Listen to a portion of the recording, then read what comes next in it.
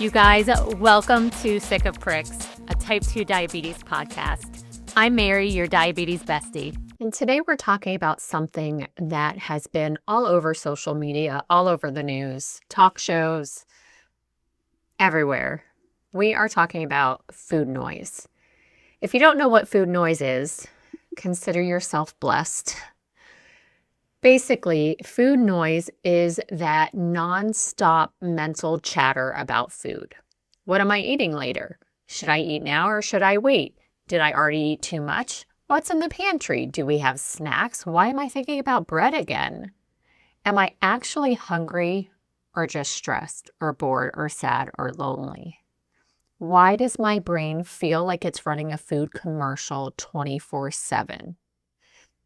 That's what we're talking about today. And if you've ever felt like your brain is weirdly loud around food compared to everybody else, you're not alone. Because one of the strangest realizations for me was finding out everybody isn't walking around having nonstop internal conversations about snacks. For years, people have been made to feel like if they think about food too much, it means there's something wrong with them. Like you just need to have more discipline, more control or motivation, more meal prep containers, apparently. Meanwhile, there are people out there, baffling.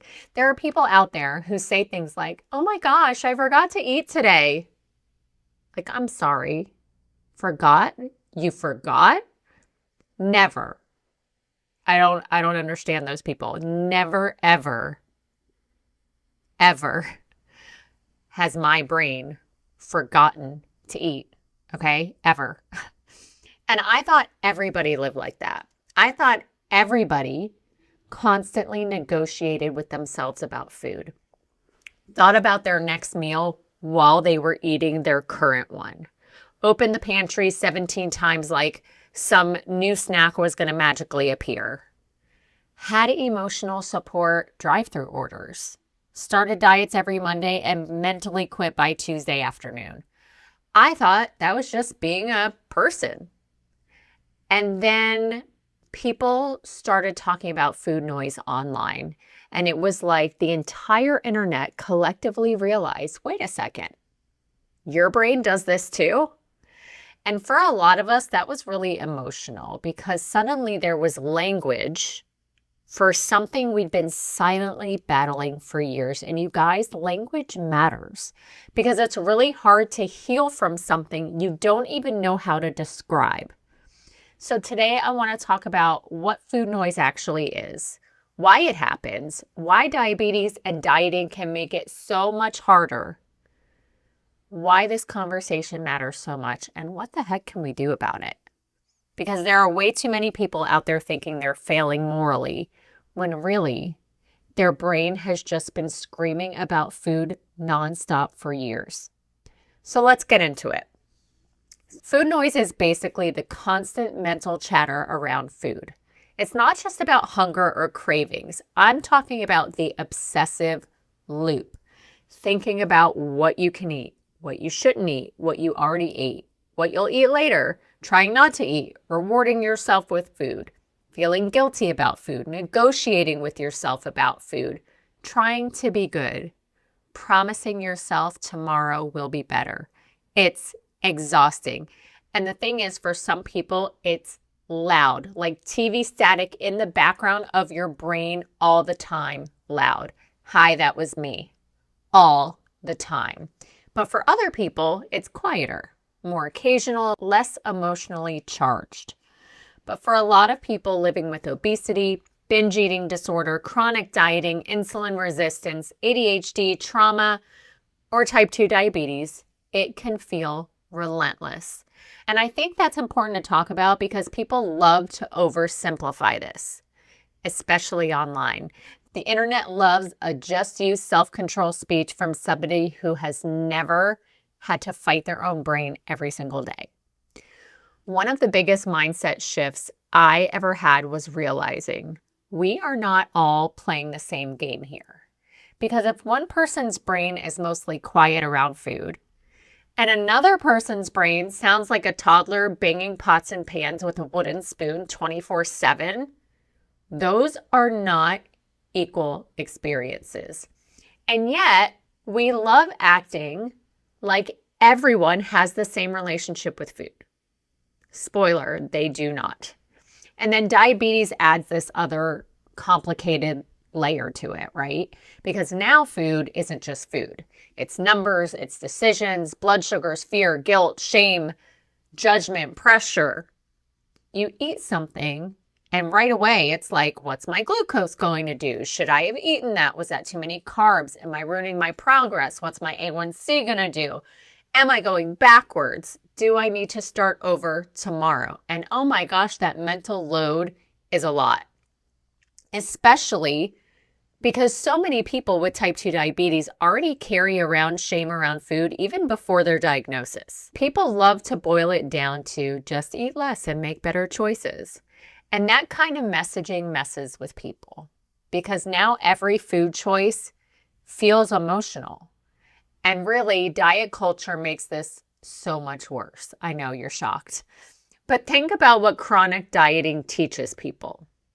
It teaches us ignore your hunger, distrust your body, label foods good and bad, earn your food, burn off your food, start over after messing up, restrict harder after having fun.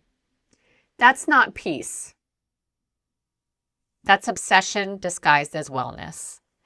And I can say from experience, the more I restricted, the louder the food noise got. Because your brain and your body don't interpret constant restriction as, wow, she's so committed to wellness. It interprets it as, oh my gosh, there's a famine. And then suddenly all you can think about is food. I used to do this thing where I try to be perfect all day long. Tiny little breakfast, tiny little lunch, a salad for dinner. And by 9 o'clock, I was standing in the kitchen, absolutely crazy over a box of Cheez-Its. Because I was hungry, like physically, mentally, emotionally hungry. All of it. But instead of understanding that, I'd shame myself for it.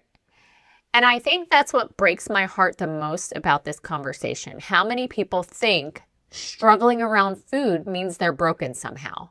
It doesn't. And I think that's part of why the conversation around GLP-1 medications became so emotional for people. Because one thing you hear over and over from people taking them is the food noise got quiet. That totally happened for me. And for people who've never experienced intense food noise, that might seem dramatic. But for the people who have experienced it, that sentence is huge. It's huge. Because imagine living your entire life with constant mental static around food. And then one day, your brain just exhales a little. It's not that you're magically cured. It's just quieter. And it feels life-changing when that happens. But then, of course, the internet shows up immediately with, well, you still need discipline. You still have to do the work. That's the easy way out. Well, okay, Cheryl, thank you so much for your thoughts during this difficult time.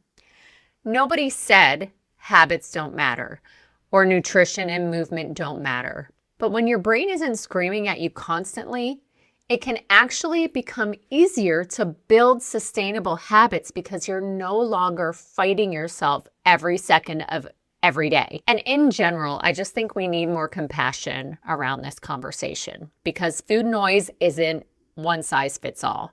Some people barely experience it, some experience it mildly, and some people feel like they are in a nonstop mental war with food from the second they wake up.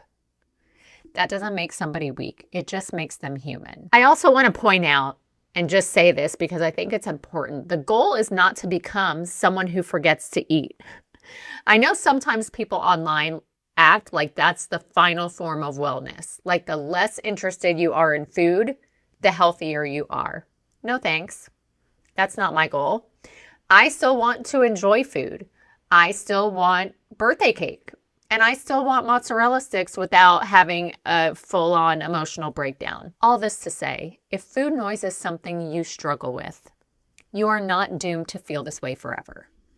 Because once people finally realize, oh, this is a thing, the next question becomes, okay, well, what do I actually do about it?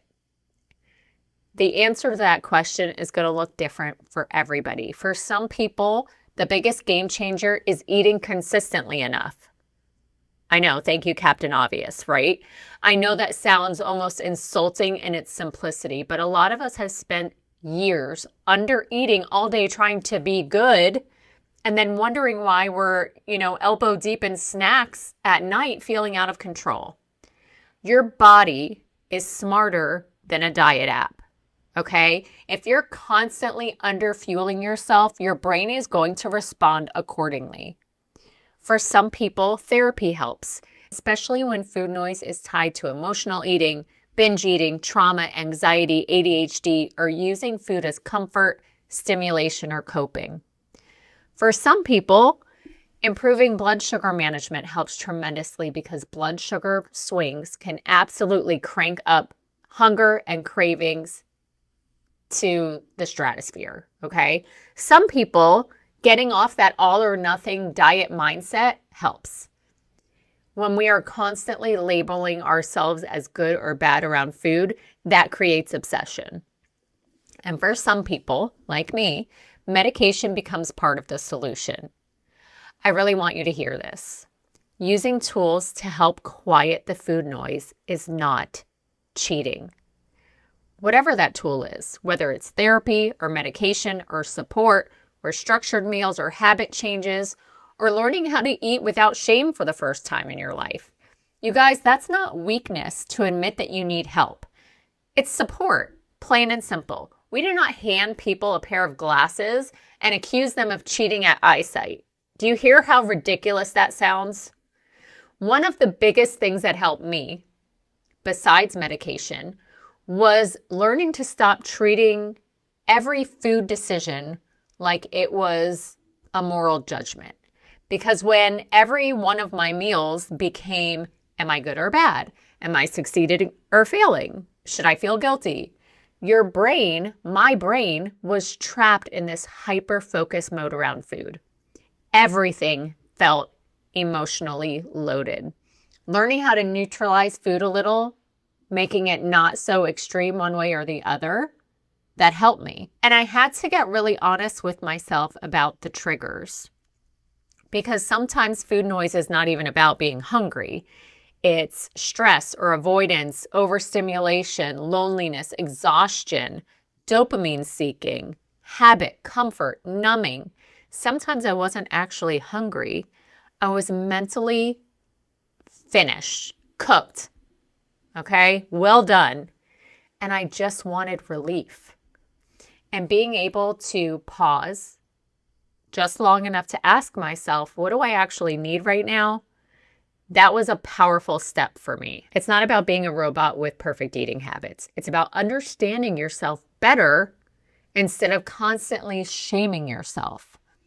The goal is not fear. It's peace around food, around eating, around your body and your choices. Not obsession or nonstop negotiation, just peace. And that peace can come from a lot of different places. Like I said, for some people, it's therapy. For some, it's healing binge eating behaviors. For some, it's medication. For some, it's improving blood sugar management. For some, it's eating consistently instead of restricting all day. And for some, it's finally stepping away from diet culture and learning how to trust themselves again. And really, for most people, it's probably a combination of those things. But I think that one of the biggest shifts we all need to make is realizing you do not have to hate yourself into health. You do not have to spend your entire life fighting your own brain. And if food noise is something that you struggle with, I really, really, really want you to hear me when I say this to you. You are not failing because food feels hard. You are not the only person standing in the kitchen arguing with yourself. You are not the only person who eats something and immediately feels guilt afterwards. And you are not the only person wondering, why can't I just be normal around food? But maybe normal was never the goal. And like, what is normal anyway? Maybe the goal is just understanding yourself better, supporting yourself better, and learning how to work with your brain instead of constantly declaring war on it. Because you deserve more than a lifetime of shame and mental exhaustion around food. All right, that's it for today's episode of Sick of Pricks. If you enjoyed the episode, don't forget to like, comment, and subscribe. It helps more than you know. And if you've ever thought, why did no one tell me this stuff sooner? That's exactly why I wrote my book, This Wasn't in the Pamphlet. It's real life with type 2 diabetes without the sugar coating. You can grab it on Amazon or get a signed copy from my website if you want something a little extra. And if you're ready to connect with people who actually get it, come join my Facebook community, Sugar Mama Strong. It's a safe space for support, accountability, and real conversations about health, goals, and life. You can also follow along on Facebook and Instagram for more daily motivation and updates. Everything's linked in the show notes.